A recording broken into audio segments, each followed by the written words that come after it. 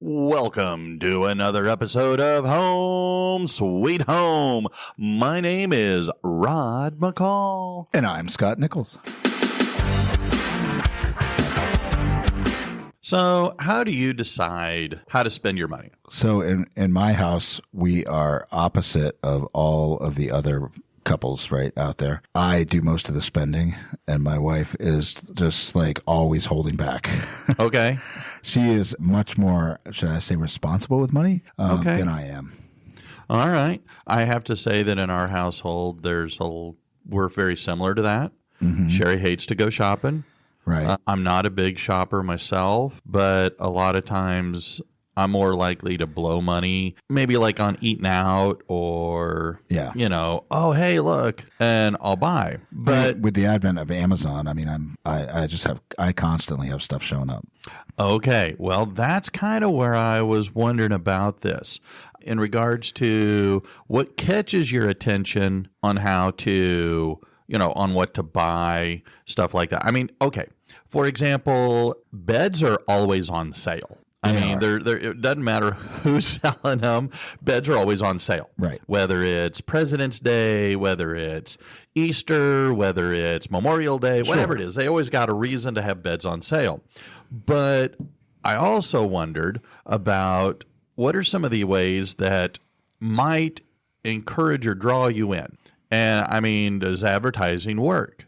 I guess it really depends on what it is. I think targeted advertising online works. Okay. Because all my devices are listening, and so when I'm talking about something, it often pops up where some things are on sale.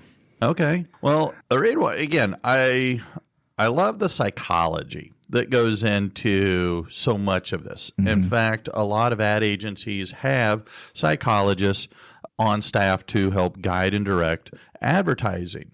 And so I thought we would talk about kind of exploring how our spending habits kind of parallel our personal values, and kind of like how our brain might go haywire during a particular sales event or something you see. And, how a lot of times our choices of what to buy, what not to buy, align a lot of times with our values more than maybe, marketing suggestions. Sure. I don't know. I ran across an interesting article and I thought, my gosh.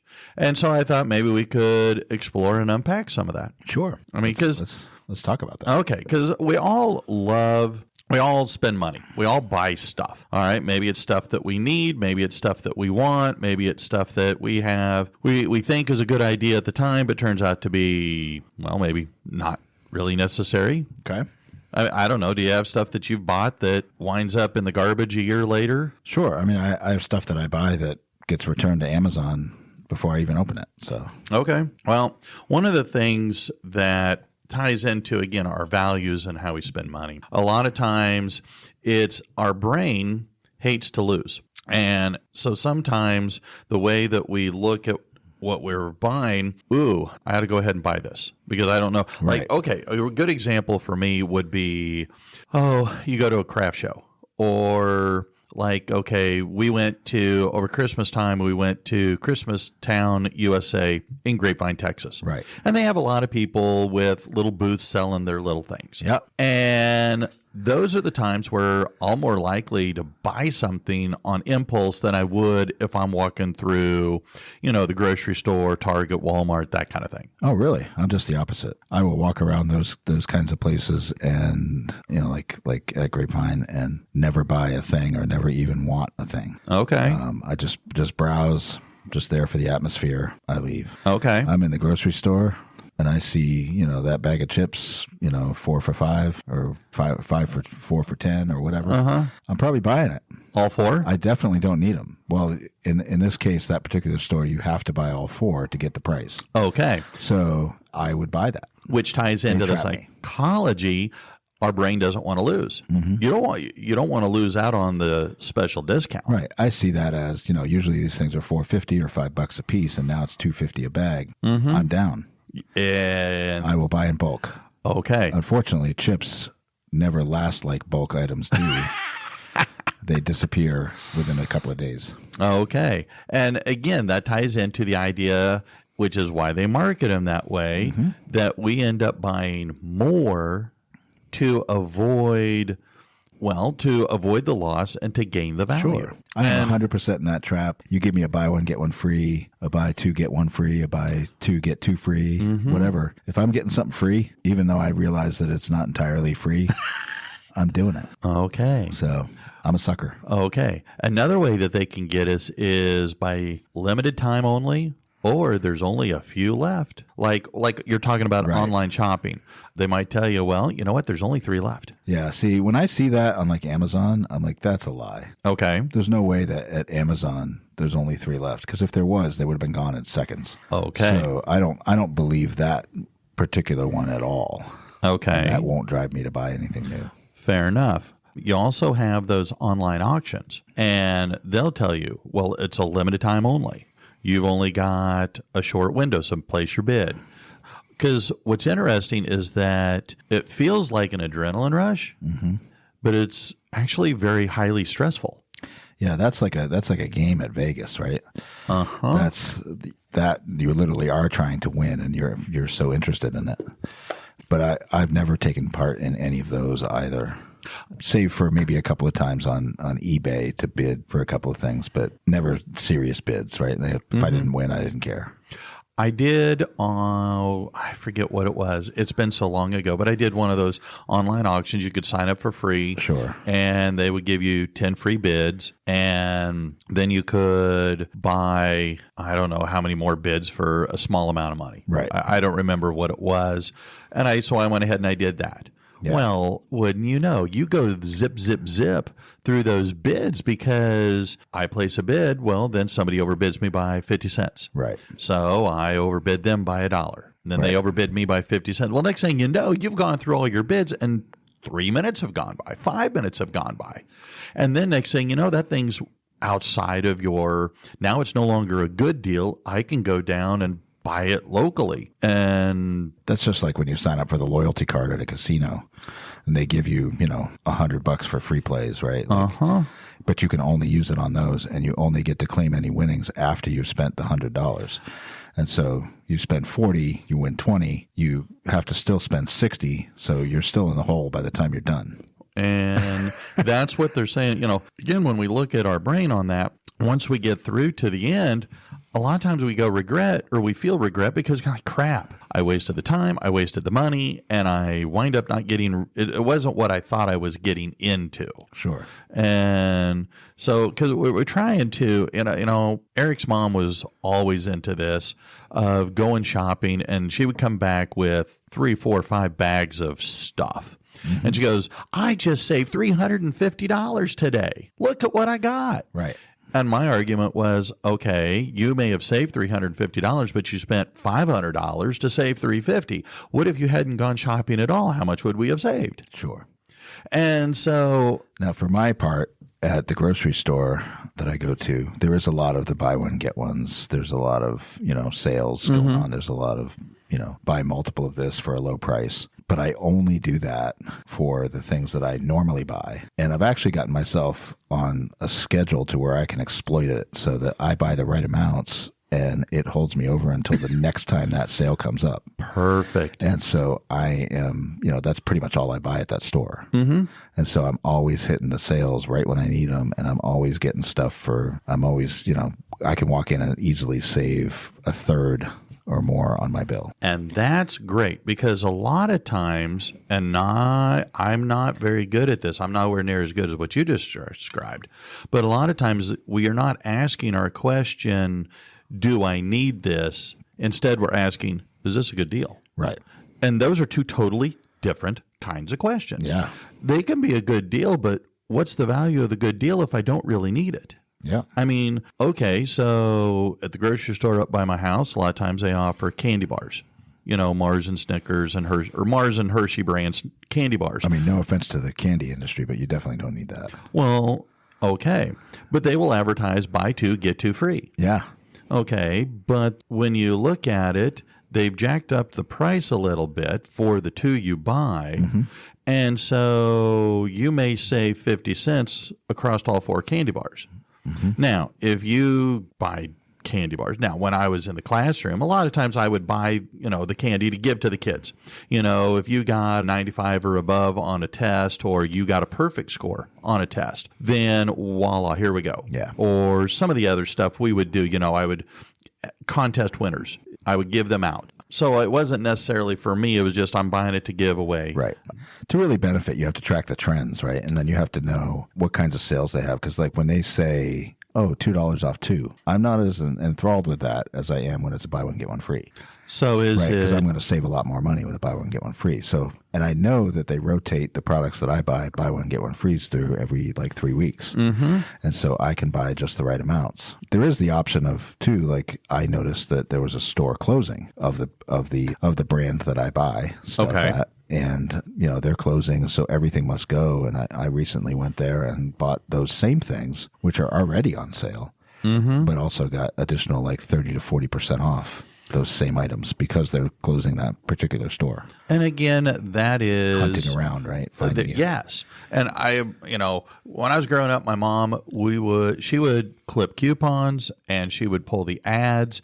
And when she would go to the grocery store every other week, she would hit 3-4 grocery stores. Yeah. We would even use S&H green stamps. Do you remember those? No. Oh, it was a stamp thing. Maybe it was just New England, but there was a thing called S&H green stamps. It's almost like the point system that you would get nowadays. Okay, yes. Right. So you would get certain amounts of stamps for stuff you bought, and then you would use those on your grocery bill. Similar to a point system on a credit card or a loyalty card. Well, my mom would look at the different grocery store ads that would come through the mail or come through the newspaper, and then she would make a list. And at this store, I'm getting these things. They're on sale, and I got a coupon. But that's all I'm getting. Remember when we used to get the Sunday paper? Just to get the coupons? Yeah. Used to buy the Sunday paper just to get the coupons. I sure did. I used to, when I first moved here 24 years ago, I got the Dallas Morning News Sunday edition. Yeah. And I clipped coupons. But what I find now is a lot of times everything has changed so dramatically. And I find that is my time worth clipping the coupons, reading the ads, and then navigating 3, 4, or 5 different grocery stores versus if I just go to one. And Sherry and I have had this conversation time and again. She goes, you know what? I'm just going to go to the store. I'm going to get what I need. If it's on sale, great. If I got a coupon, great. Right. If not, so be it. I will typically go to 2 maximum. Okay. And it's based on what do I need to get that week. So if there's a large amount of stuff that I need to get that isn't on sale at the store that I go to the sales for, then I'll probably go to a big box store like Walmart or Target to buy it. But if most of it is on sale at the store, I will just buy everything there, including like medical stuff. Sure. Right. Pharmacy related items that typically aren't on sale. But I do check. I do look. And I find it easier nowadays, actually, because the store has an app. Well, and I can scan things. Like I can scan from Walmart, Target, and this other store, right? Like, and just see where the best price is. That's great when it works. But like we tried that at HEB, and well, depending on where you're at in the store, you don't even have Wi-Fi service. And so it creates. Correct. So again, they try all these things. But here's what it begins to beg the question. As do you really need it? And before you go ahead and buy it, before you click yes, before you throw it in your basket, the idea is, can you take a pause, take a breath, and ask yourself, why am I buying this? And that's the bigger question to ask of, so congratulations, it's on sale. Woo!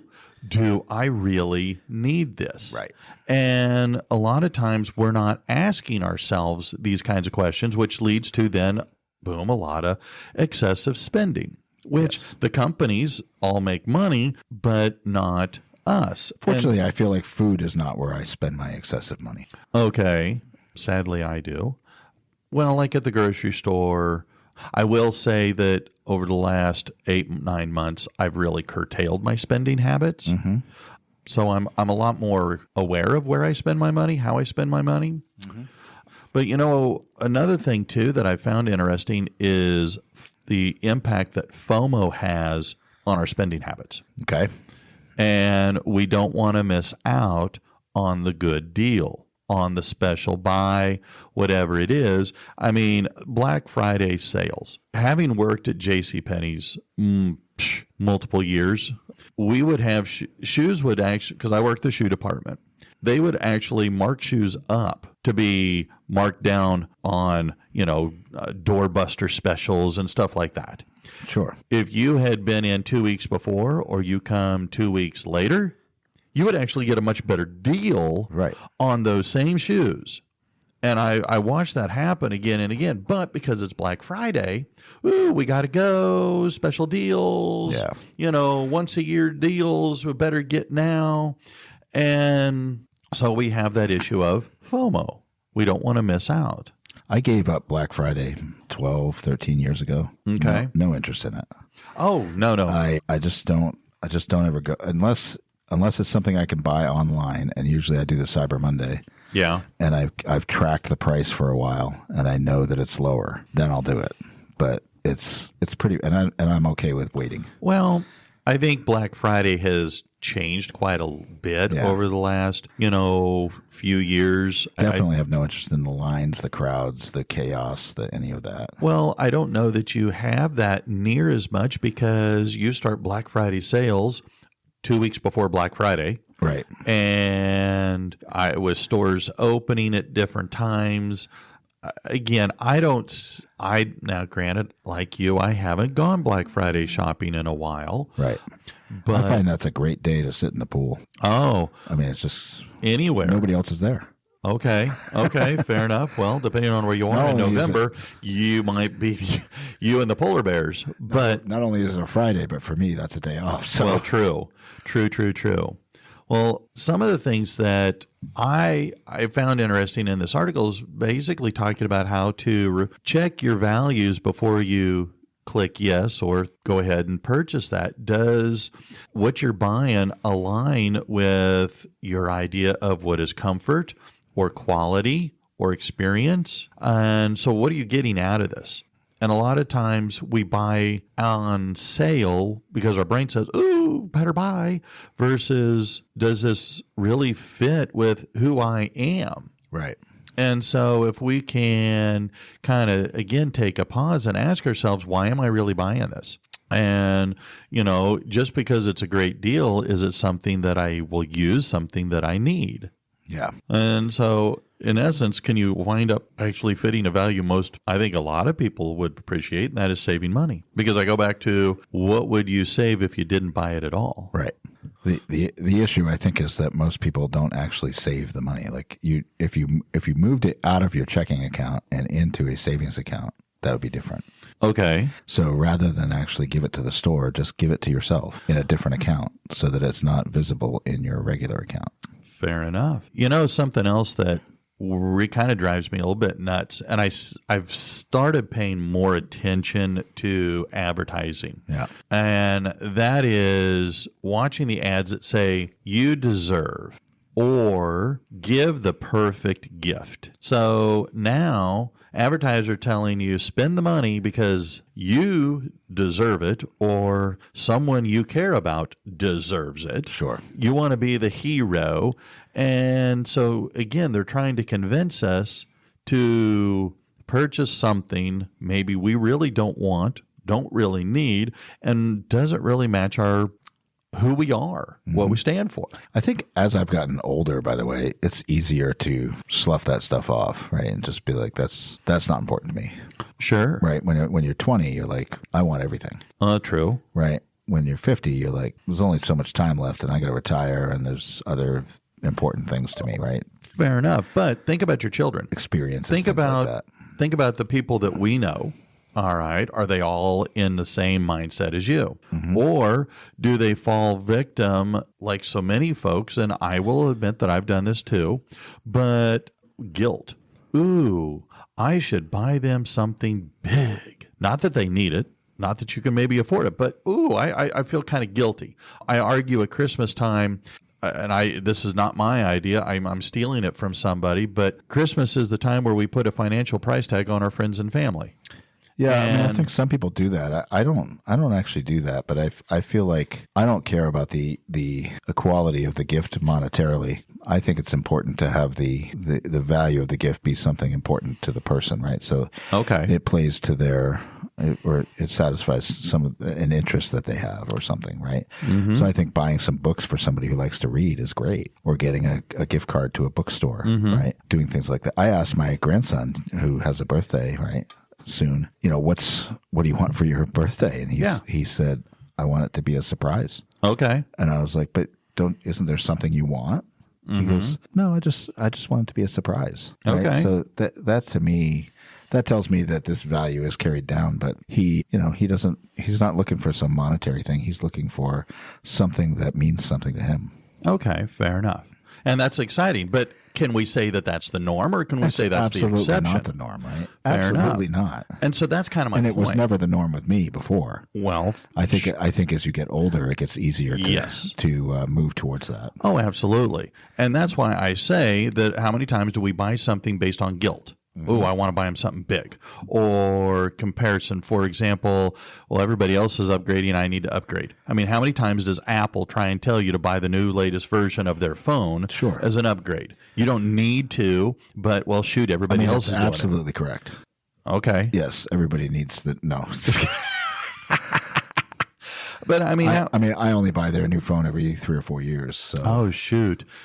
We got new phones before we went to Alaska, and that was 4 years ago? It's time. Okay. Well, given that they're $1,500 a pop, that's not something I'm... On my phone plan, I get them for free. So No, you pay for it, but it's not an upfront cost. Right. But, again, how many people can say that, oh, well, I'm going to wait versus I need. I want the latest, the greatest. It's keeping up with the Joneses kind of thing. How many times do we buy something or advertisers kind of make us feel like, ooh, we got to do that. They got you something real nice last time, so you need to return the favor. Right.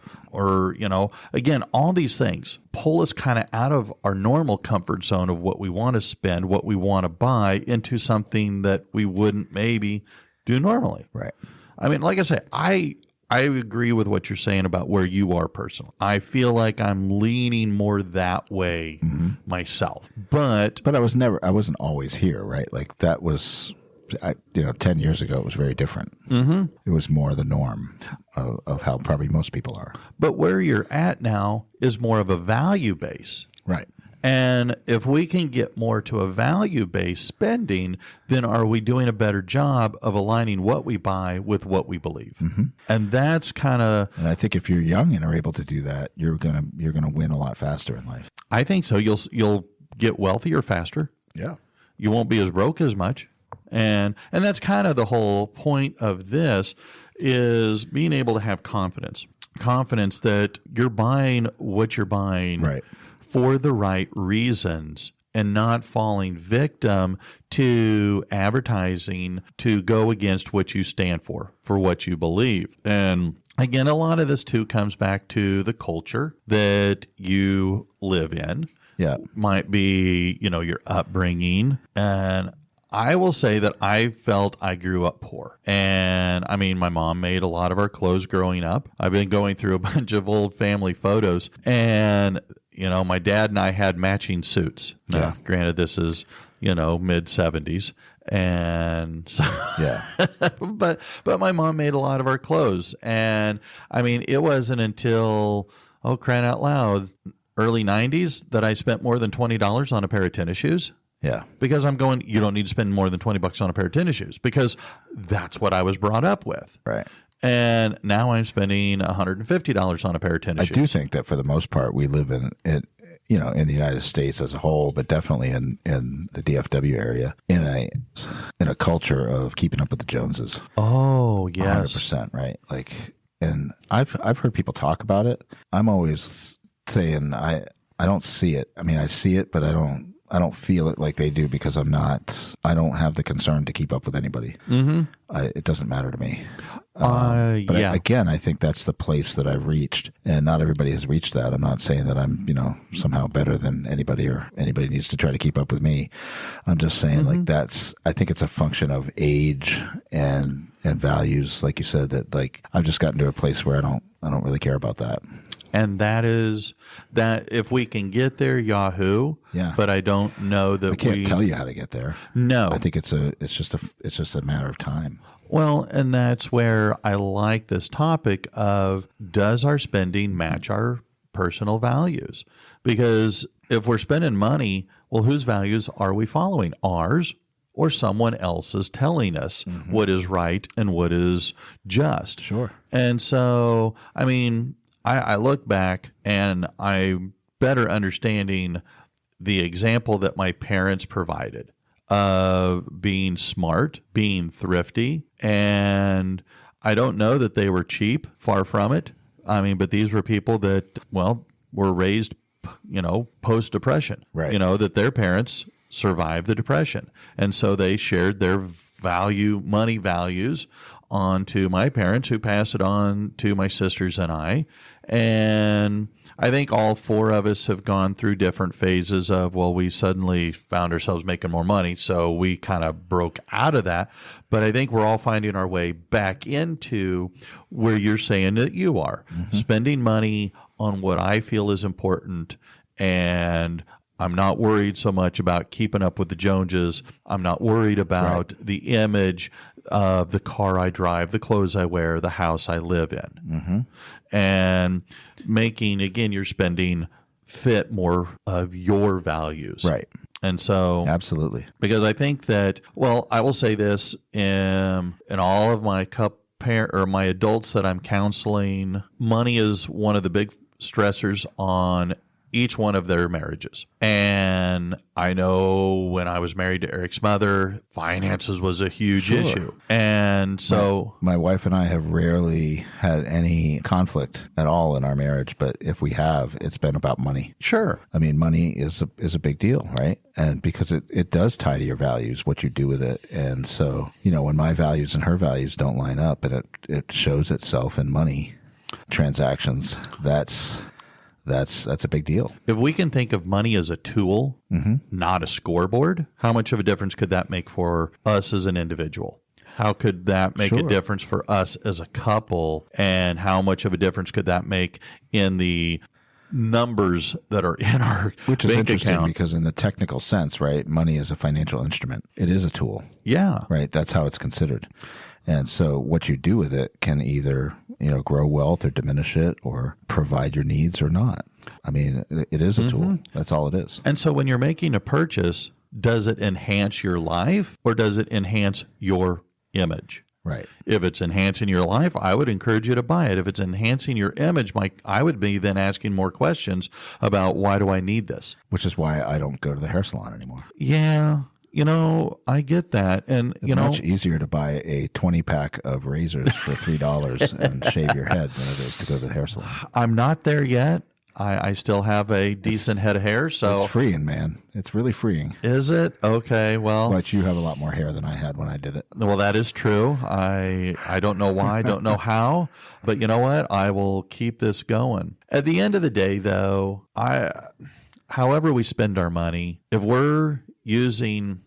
we are living to work versus working to live. Yeah.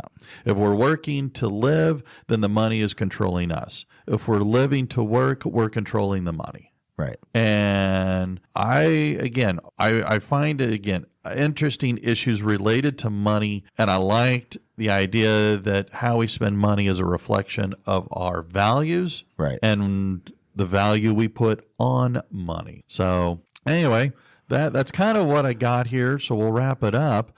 But I'm thinking, you know what? I better check my online shopping account with Amazon. No, just kidding. I was looking at some things that are being delivered today. So well, fantastic. All right. Well, until next time, spend wisely. I'm Rod. I'm Scott. See ya. Bye-bye.